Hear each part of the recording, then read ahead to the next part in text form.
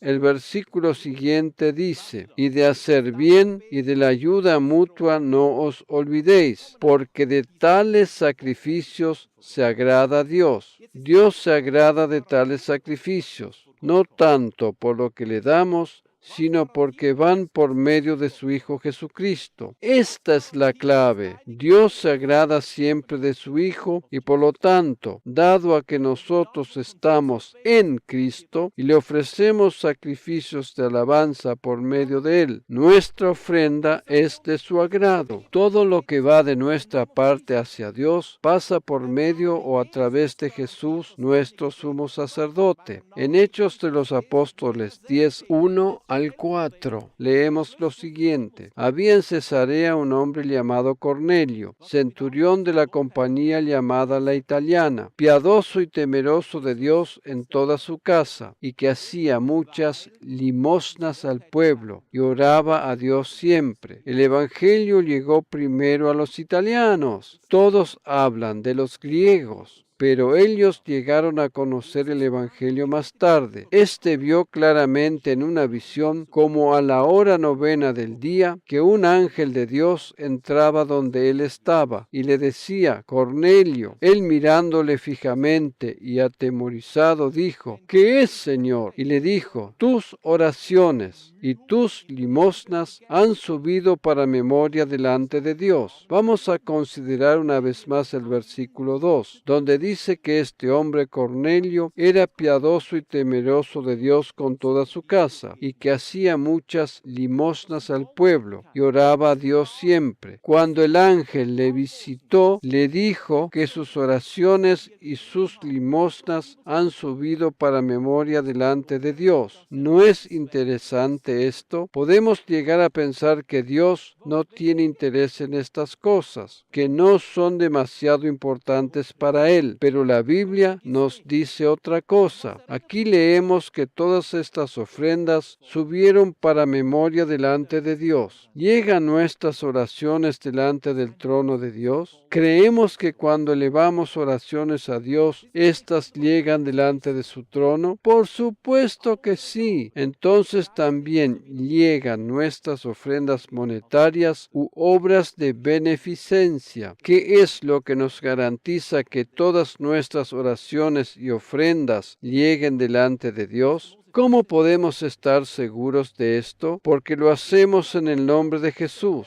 Si oramos y lo hacemos en cualquier otro nombre, estas oraciones seguramente no llegan delante de Dios. Jesús nos entregó la autoridad de su nombre, y eso nos garantiza que nuestras oraciones llegan a la presencia de Dios. Utilizar la autoridad de su nombre es como si Él mismo estuviese orando. El nombre de Jesús es la llave para entrar a la presencia de Dios. ¿Qué sucede con nuestras ofrendas financieras y obras de beneficencia? Exactamente lo mismo. Jesús es nuestra garantía, porque todo lo que damos pasa primero por sus manos como sumo sacerdote. Su nombre nos otorga esta garantía. Todas las oraciones que elevamos y todas las ofrendas que damos en el nombre de Jesús llegan a la presencia de Dios porque pasan primero por sus manos, como nuestro sumo sacerdote. Vamos a leer el versículo de Hebreos 6:10. Porque Dios no es injusto para olvidar vuestra obra y el trabajo de amor que habéis mostrado hacia su nombre, habiendo servido a los santos y sirviéndoles aún. Aquí también está muy claro el contexto, porque se refiere al apoyo económico que estos daban. La Biblia dice que Dios no es injusto como para olvidarse de eso. ¿Por qué es que no se olvida? Porque todo esto pasa primero por las manos del sumo sacerdote, su Hijo Jesucristo. El corazón de Dios está lleno de amor por su Hijo. Por lo tanto, todo lo que Él presenta es de su agrado. Es maravilloso saber que todas nuestras ofrendas, tanto las espirituales como las materiales, las cuales entregamos como sacerdotes que somos, de acuerdo a la nueva creación, pasan primero por las manos de Jesús. nuestro sumo sacerdote. En Génesis 14:20 leemos las palabras que dijo Melquisedec cuando se encontró con Abraham. Bendito sea el Dios Altísimo, que entregó tus enemigos en tu mano y le dio a Abraham los diezmos de todo. El libro de los Hebreos nos dice que Jesús es sumo sacerdote según el orden de Melquisedec. Hay solo 2 pasajes en el Antiguo Testamento que hablan acerca de Melquisedec. Dicho sea de paso, hay solo 3 pasajes en toda la Biblia que hablan de Melquisedec.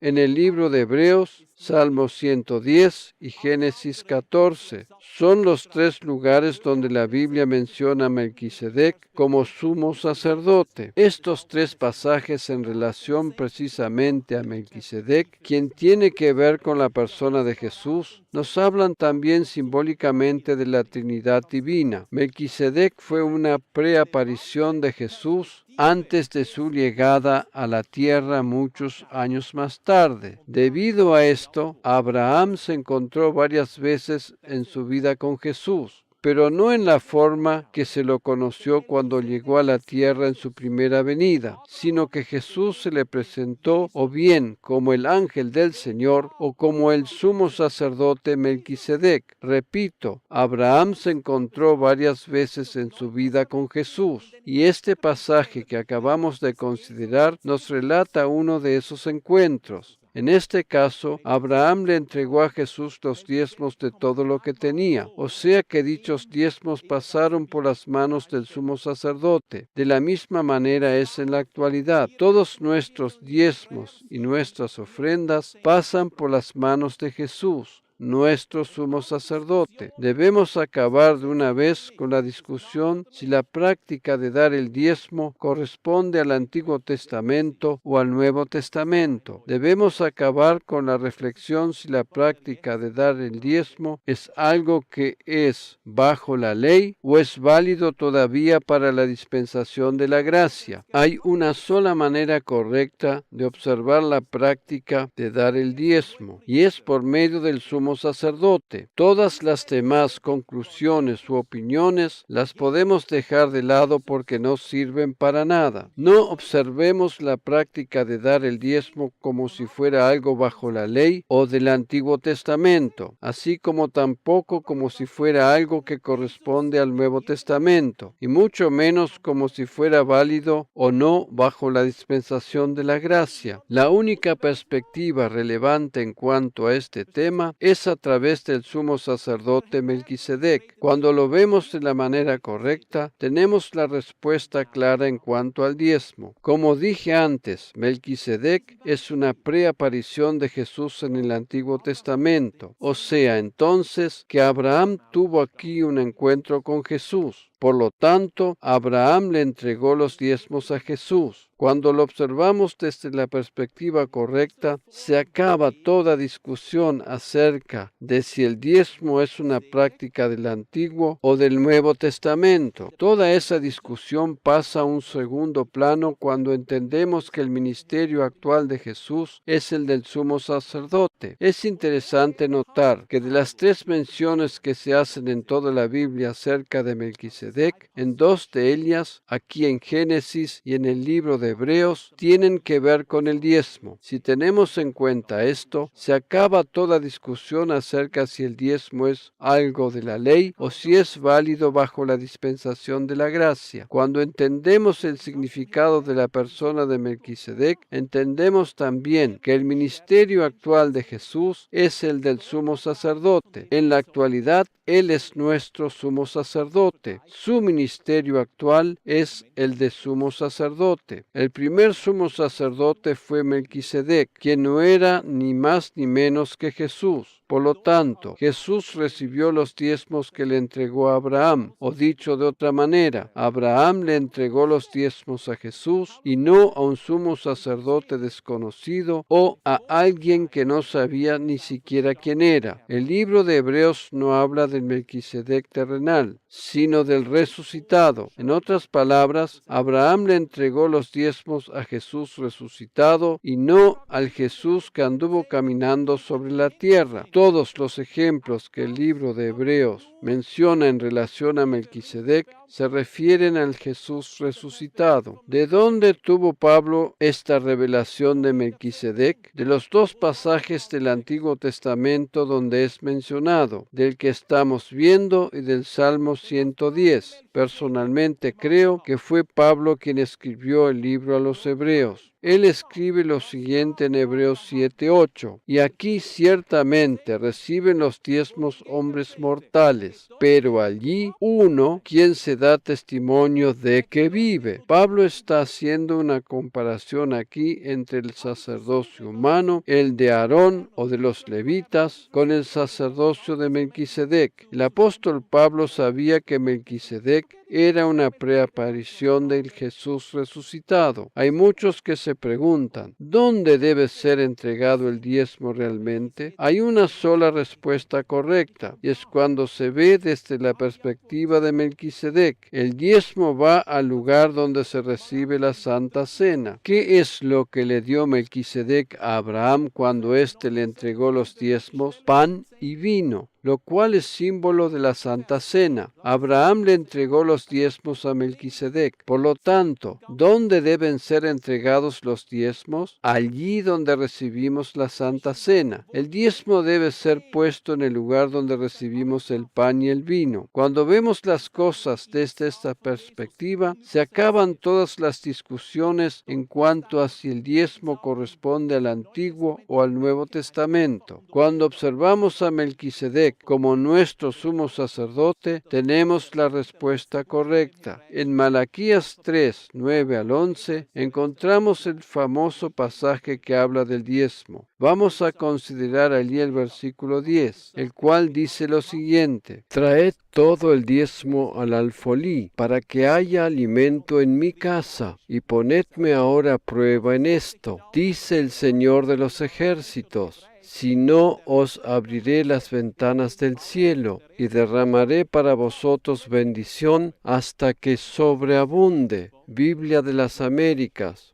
Es interesante notar que en el original hebreo, inmediatamente después de la palabra traed, aparecen las letras Aleph Tau, la primera y la última del alfabeto, y que, como ya vimos en enseñanzas anteriores, corresponde a las iniciales de Jesús, quien dijo: Yo soy el primero y el último. En el Nuevo Testamento, estas letras serían Alfa y Omega, la primera y la última del alfabeto griego. Jesús dijo que Él es el Alfa y la Omega. Nosotros conocemos mejor estos términos griegos, los cuales asociamos con Jesús, pero seguramente que Él, cuando hablaba con sus discípulos, lo hacía en arameo o hebreo. Por lo tanto, les habrá dicho: Yo soy Aleph y Tau, o bien yo soy Aleph Taf, en relación a la primera y la última letra del alfabeto hebreo. Todas las veces que estas dos letras hebreas aparecen juntas en el Antiguo Testamento, siempre han quedado sin traducir, pues los traductores no entendían el sentido de ellas y no se daban cuenta que era la firma de Jesús. Estas letras escritas de esta manera aparecen alrededor de 6 o 7 mil veces a lo largo de toda la Biblia y representan las iniciales de Jesús. En este gráfico que estamos observando podemos apreciar estas dos letras dentro del párrafo de Malaquías 3:10. Traed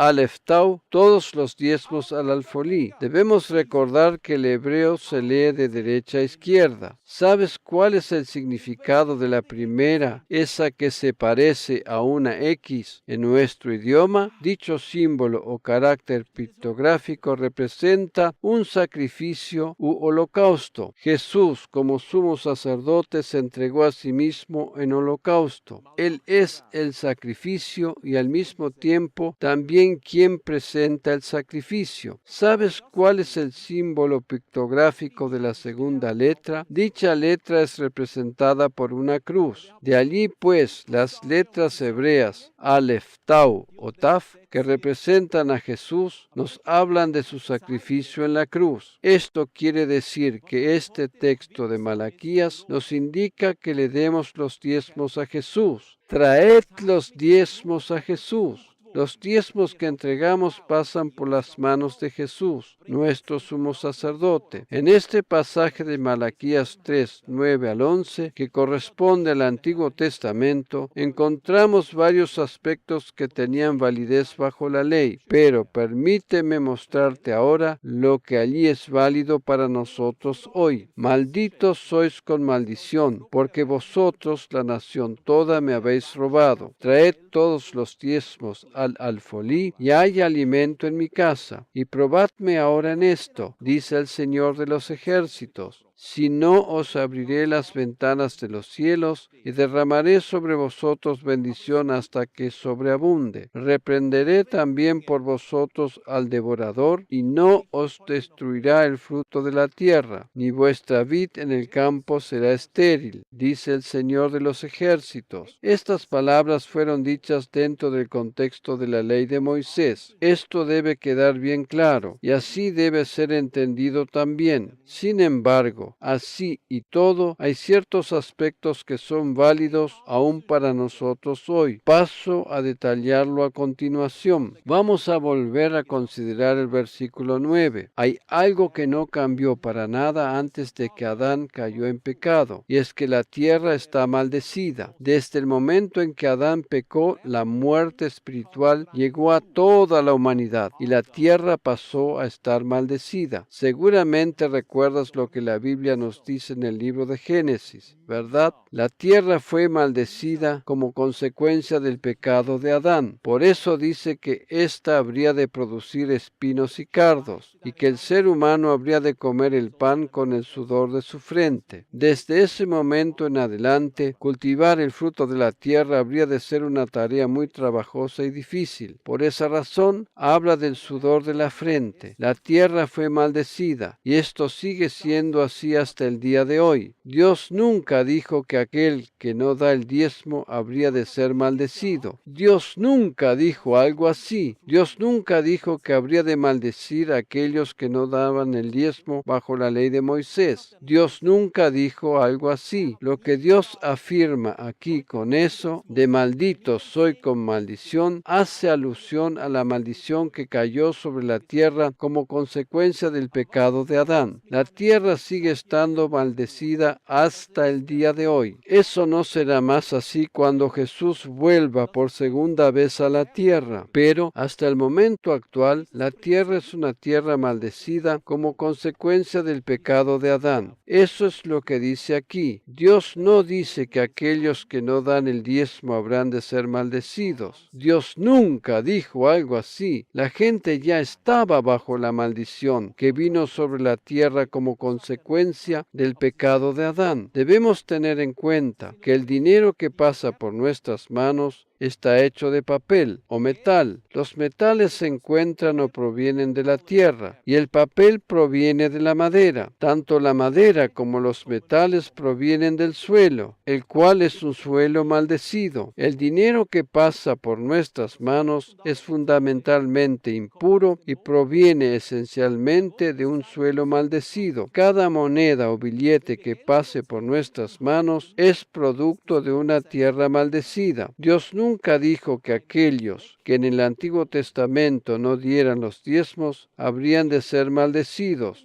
No, él no dijo eso, pero dado a que el dinero está confeccionado con papel y metal que proviene de una tierra maldecida como consecuencia del pecado de Adán, dicho dinero es producto entonces de una tierra maldecida. En el caso del Antiguo Testamento, el ser humano debía entregar los diezmos del fruto de la tierra, la cual estaba bajo maldición, y por lo tanto dichos frutos también estaban bajo maldición. Por esa razón, debían dedicar al Señor siempre el primero de esos frutos. y el primero de los animales que nacieran. ¿Por qué debían hacer esto? Con esa acción de entregar el diezmo estaban santificando el resto del fruto de lo que les producía la tierra. El diezmo siempre representa el total, o sea, el 100%. Por lo tanto, al entregar o dedicar al Señor el diezmo, automáticamente se santifica el 90% restante. Recordemos que Jesús es la primicia o diezmo. Él, por medio de un solo sacrificio, representa a toda la humanidad. Por eso es que la Biblia nos dice que Jesús es la primicia y el diezmo. Su persona santifica a todos los demás. El diablo es impuro y por lo tanto es el devorador de nuestros bienes. Sin embargo, aquello que fue purificado y santificado por Dios no puede ser tocado por el devorador, porque lo impuro no puede tocar lo que es puro. ¿Por qué damos el diezmo? Para santificar o proteger el resto de nuestros bienes financieros. El diablo, como impuro que es, intenta devorar nuestras finanzas. Como impuro, el diablo solo puede tocar aquello que esté impuro y que no ha sido santificado. Pero desde el momento que esto ha sido santificado y separado para Dios, él como impuro no tiene acceso a lo puro. En otras palabras, el diezmo protege nuestras finanzas. Este principio es válido hasta el día de hoy porque, así como en aquel entonces, estamos todavía sobre una tierra que ha sido maldecida. Este es el principio que vemos aquí. El ser humano en aquel entonces podría haber bendecido y santificado los bienes y posesiones por medio del diezmo, pero como no lo hacían, el devorador tenía derecho a tocar sus posesiones. Si hubiesen entregado los diezmos y santificado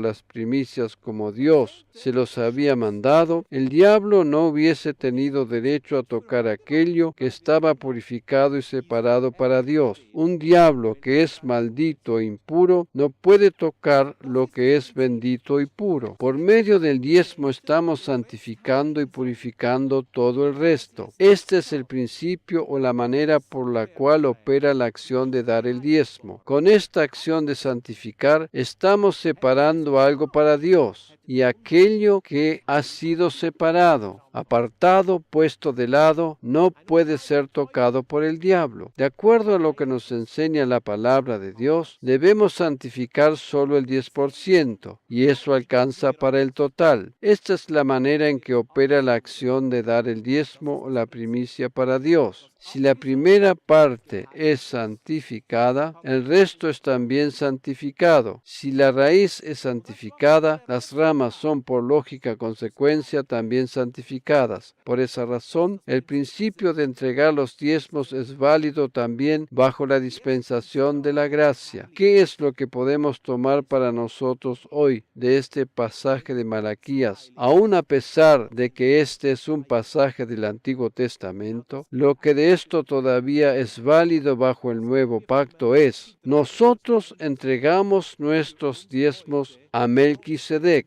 o sea, a Jesús resucitado, quien es nuestro sumo sacerdote. Cuando Él los recibe, se encarga de limpiarlos y purificarlos antes de presentarlos como ofrenda delante de Dios. Por lo tanto, el resto de nuestros bienes financieros están bendecidos. El diezmo protege todo el resto porque Dios tiene en cuenta el acto de la santificación y no el dinero en sí mismo. Dios no pone su mirada en el dinero que estamos entregando, sino en el acto de santificación que dicha acción significa. El principio que hay detrás de la acción de dar el diezmo no es el dinero en sí mismo, sino el acto de la santificación. ¿Por qué razón oramos por los alimentos antes de comer? Exactamente por la misma razón por la cual damos el diezmo. Todo lo que comemos proviene de una tierra maldecida, una tierra que está bajo maldición como consecuencia del pecado de Adán. La razón por la cual oramos sobre los alimentos antes de ingerirlos es el agradecimiento por una parte y la purificación por otra parte. En 1 Timoteo 4, 4 y 5 leemos lo siguiente: porque todo lo que Dios creó es bueno, y nada es de desecharse si se toma con acción de gracias, porque por la palabra de Dios y por la oración es santificado, santificado. Tal vez estés acostumbrado a agradecer por los alimentos antes de ingerirlos, sin darte cuenta que al mismo tiempo, por medio de esa oración, estás santificando el fruto que proviene de una tierra que estaba bajo la maldición del pecado. Normalmente los creyentes omiten la oración antes de comer, ¿verdad? No, por el contrario, la gran mayoría de los creyentes practica este acostumbrado ritual antes de comer. Esto es bueno. Con esa oración están agradeciéndole a Dios por los alimentos y a la vez santificándolos. De la misma manera es con la acción de dar el diezmo. El diezmo santifica y purifica aquello que proviene de una tierra maldecida. De acuerdo a lo que nos enseña la palabra de Dios, Jesús toma esta ofrenda que le entregamos y pasa por sus manos antes de llegar a Dios. Vamos a considerar nuevamente el versículo de Hebreos 8:3, porque todo sumo sacerdote está constituido para presentar ofrendas y sacrificios, por lo cual es necesario que también éste tenga algo que ofrecer. Se hace necesario que el sumo sacerdote tenga algo que ofrecer. Cuando entregamos nuestros diezmos, además de que estamos santificando el resto de nuestras finanzas, estamos poniendo algo en las manos de Jesús para que Él tenga algo que ofrecer delante de su Padre. Dar el diezmo significa una enorme bendición cuando lo practicamos desde la perspectiva correcta. Si damos los diezmos simplemente por obligación o por hacernos ricos o porque tenemos que obedecer, es mejor que no lo demos. Demos los diezmos desde la perspectiva del sumo sacerdote. Cuando lo contemplamos desde la perspectiva del sumo sacerdote, se abre delante de nosotros un enorme panorama de revelación. Esta es la perspectiva correcta. En Hebreos 5, 10 y 11 leemos lo siguiente: y Jesús fue declarado por Dios sumo sacerdote según el orden de Melquisedec. Acerca de esto tenemos mucho que decir y difícil de explicar, por cuanto os habéis hecho tardos para oír. Este es el panorama que observamos en la actualidad entre los creyentes. A menudo, muchos de ellos se han hecho tardos para oír acerca del tema del diezmo. Pero cuando descubrimos que la respuesta a este controvertido tema radica en la posición y la tarea de Jesús, nuestro sumo sacerdote, según el orden de Melquisedec, tenemos claridad en el asunto. Nosotros no deseamos hacernos tardos para oír en cuanto al tema del diezmo. De acuerdo a lo que nos dice Pablo, que supuestamente es el autor del libro a los Hebreos, escribe toda esa epístola en base a dos pasajes del Antiguo Testamento sobre la persona de Melquisedec. Con esta acción, Pablo estaba reconociendo el ministerio actual de Jesús con respecto a los creyentes. Resumiendo, deseo culminar diciendo que el sumo sacerdote cumple dos tareas principales, a saber, nos representa delante del trono de Dios e intercede a nuestro favor y presenta sacrificios y ofrendas. Nosotros, quienes fuimos llamados a ser sacerdotes, seguimos su ejemplo. ¿No es maravilloso saber que nuestro sumo sacerdote siempre está dispuesto a representarnos y que cuando Él toma nuestras ofrendas, tanto sean espirituales como materiales, las purifica y santifica? Amén.